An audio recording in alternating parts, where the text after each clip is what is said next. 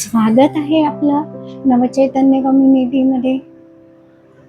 ना गोळी ना औषध ना इंजेक्शन या टायटलवर मी Manjiri Bahadkar, life coach, EFT practitioner, ho'oponopono, pranic healing, reiki healing यासारख्या अनेक मोडॅलिटी आपण अनेक हिलिंगचे प्रकार बघितले.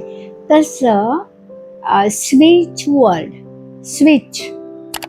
स्विच म्हणजे तुम्हाला माहिती आहे, आपण लाईटचं बटन ऑफ ऑन करतो तसे हे शब्द जादुई असतात.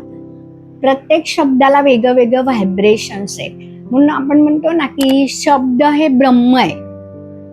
शब्द जपून वापर, कारण तुम्ही जे शब्द वापरता ते इथरमध्ये किंवा या ब्रह्मांडामध्ये असतात आणि त्या बोलण्याच्या फ्रिक्वेन्सीशी कोणती तरी फ्रिक्वेन्सी मॅच होते.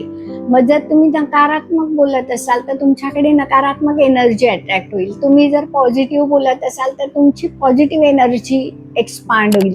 आता हे स्विच वर्ड खरोखर जादुई आहे. मीही याचा स्वतः वापर केलेला आहे. हे विशिष्ट कामासाठी, विशिष्ट आजारासाठी, विशिष्ट आपली गोष्ट घडण्यासाठी आपण वापरू शकतो. आता तुम्हाला प्रश्न पडेल की आम्ही काय काय करणार, हे करणार, ते करणार. बघा, ज्याला जे पटेल ते त्यांनी करायचंय.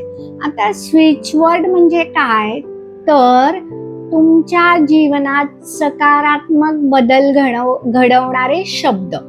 आता शब्द प्रत्येक असतो, पण तो शब्द आपण बोलतो कोणत्या भावनेने बोलतो ह्याला महत्व आहे. त्याच्या मागची भावना, इमोशन, म्हणून आपण EFT टॅपिंग करतोय की आपल्या भावना रिलीज करतोय.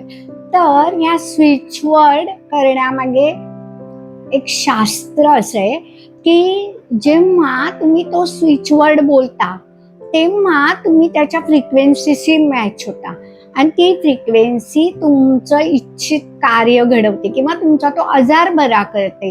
किंवा समजा तुम्हाला इंटरव्ह्यू मध्ये अडचणी आहेत किंवा असे अनेक प्रश्न आहेत तुमच्या जीवनात, पैसा टिकत नाहीये, तर प्रत्येक म्हणजे सगळ्या प्रश्नावर 100% सोल्युशन आहे यामध्ये. तर असे हे स्विच वर्ड वापरायचे कसे आहेत हे तुम्ही माझ्यासोबत 108 दिवस राहा. 108 दिवस मी तुम्हाला रोज नवीन एक स्विच वर्ड देणार आहे. तो स्विच वर्ड तुम्ही म्हणायचा आहे, लिहायचा आहे किंवा तुम्ही चालता फिरता बोललात तरी चालेल, पण तो म्हणायचा आहे आणि या जादुई शब्दांची जादू तुम्ही अनुभवायची आहे. थँक्यू.